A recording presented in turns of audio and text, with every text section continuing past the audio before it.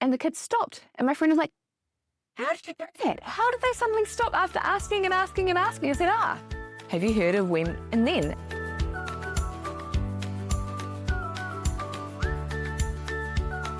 Hello and welcome back to Demystifying Child's Play.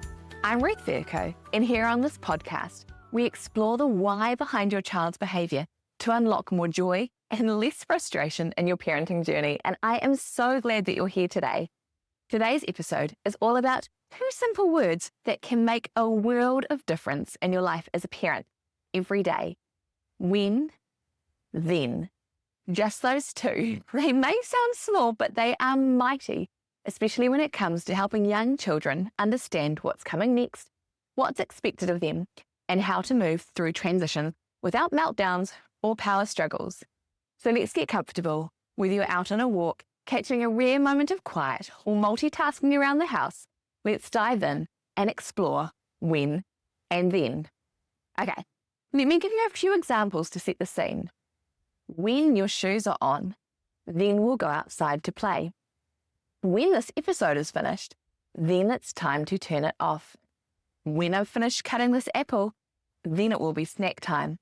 That last one is actually what gave me the idea for this podcast episode. I had a friend over and the kids were getting really antsy about wanting to eat because we'd left the morning tea a little bit too late. And I suddenly said, when I've finished cutting this apple, then we'll be able to eat. And the kids stopped. And my friend was like, how did you do that? How did they suddenly stop after asking and asking and asking? I said, have you heard of when and then? And she hadn't. So I thought, I don't want to gatekeep this. These 2 words are magic. And so I want to share them with you. Did you see how it works?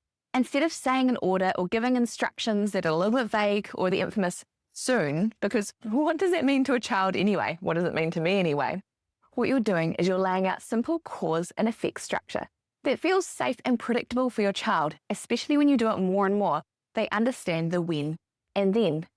And when life feels predictable for a young child, that is when the magic happens. That's when you do have those fewer tantrums, more cooperation, and you gain that stronger connection. So what does it have to do with play schemas? Well, everything. So if you're new here, just a quick recap. Play schemas are those repetitive patterns of behaviour that children use to explore and make sense of the world around them. Think of them as your child's internal instruction manual for learning through play. There are 10 of the most common play schemas that I talk about. If you're not familiar, head over to my website, playschemas.com/free, and you can download the freebie cheat sheet, and there's some other freebies there too. But for example, there's trajectory, which is throwing, dropping, pushing. Transportation, which is moving objects from one place to another. Enclosure, which includes building forts or hiding things in boxes. Rotation, which is spinning wheels or themselves, and there are many more. As I said, I work with the top 10. When you understand your child's dominant play schema, it helps you see what they need from their play, and it helps you to meet their needs without conflict, which is where the when and then can come in again. Because just like with routines, these 2 words can support schema-driven behaviour by giving your child a clear and structured path to follow without shutting down their natural instincts to explore. So let me give you some examples. If your child is deep in the trajectory schema, they're wanting to throw things, but they're inside, you could say, when we're outside, then you can throw the balls, instead of just trying to stop them throwing inside and giving them reasons why, and they're like, why? I just want to do it. When we're outside, then you can throw the balls. It makes it really clear. Or another one for the transportation schema where they're moving things around. When you've collected the blocks in your basket, then we'll build the tower together. So again, you're giving them a clear cause and effect. It might give you a little bit of time to finish off a task you're doing, and it gives them a really clear time when you'll come, when you'll work together. When you've collected the blocks in your basket, then we'll build a tower together.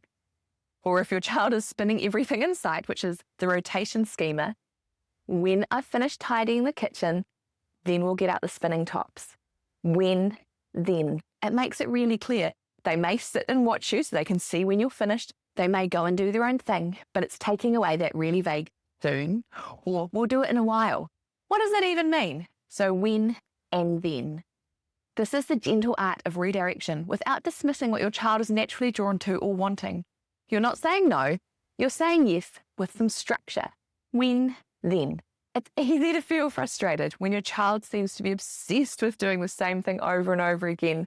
That's spinning, the lining up toys, tipping things out. But when you align this with understanding play schemas, then you can understand your play schemas more and really lean into what your child wants. Because it's really easy to feel frustrated when your child seems obsessed with doing the same thing over and over again. The spinning, the lining up toys, the tipping things out. But when you understand it's not misbehavior, then you can lean in and understand more and connect with them. They're learning in action. When we understand, recognize, and support play schemas, then we stop swimming upstream. We start parenting with less pushbacks and more partnerships. We can say, when you're finished tipping the water, then we'll dry the floor together. When the cars are all lined up, then it will be time to put them away for lunch. You're allowing them to work through, but you've still got structure in the way you're doing things, and it's working in with how your life may work. And just like that, you've honored their play and kept your boundaries. So how do you start identifying your child's play schema to be able to work with when and then in play? So one of the main ones is watch. Watch your child in repetition. What are they doing? What is your child drawn to doing again and again and again? Notice those patterns of play and how they move, how they interact, how they work with their toys. Are they throwing, hiding, collecting, spinning, wrapping and closing? And resist the urge to stop the play too quickly.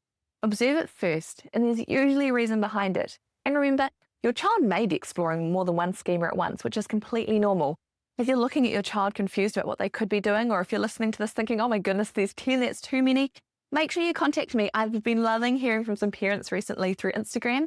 If you contact me at play_schemas, that's SCHEMAS, really easy to send me a message on Instagram. Otherwise, through my website, playschemas.com, there's a contact. You can contact me through there. I love problem solving. I love talking with you with what's happening and giving you some ideas of where to go next.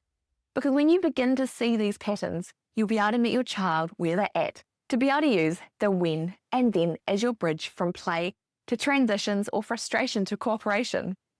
So remember, anything from this episode, it's 2 little words, when and then. They are absolutely powerful tools in your parenting toolkit. They help your child to anticipate what's happening next, which reduces resistance, and they work beautifully alongside your growing understanding of play schemas. And when you start seeing play as your child's communication language, then you start feeling more connected, confident, and calm. So this was just a really quick episode because I really wanted to get out the when and then. But before we go, if you have loved this episode and want more examples of how to support your child's play at home and communication, come hang out with us on Instagram, which I've said is at play_schemas, where I share tips and play ideas and some behind-the-scenes snippets of my own parenting journey. Or head over to playschemas.com to dive deeper and check out the show notes from today's episode. So that's play_schemas for Instagram, SCHEMAS, or playschemas.com online. Thank you so much for joining me today.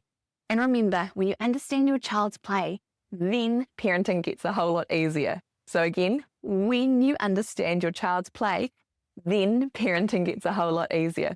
So until next time, remember, today is a great day to play. See ya.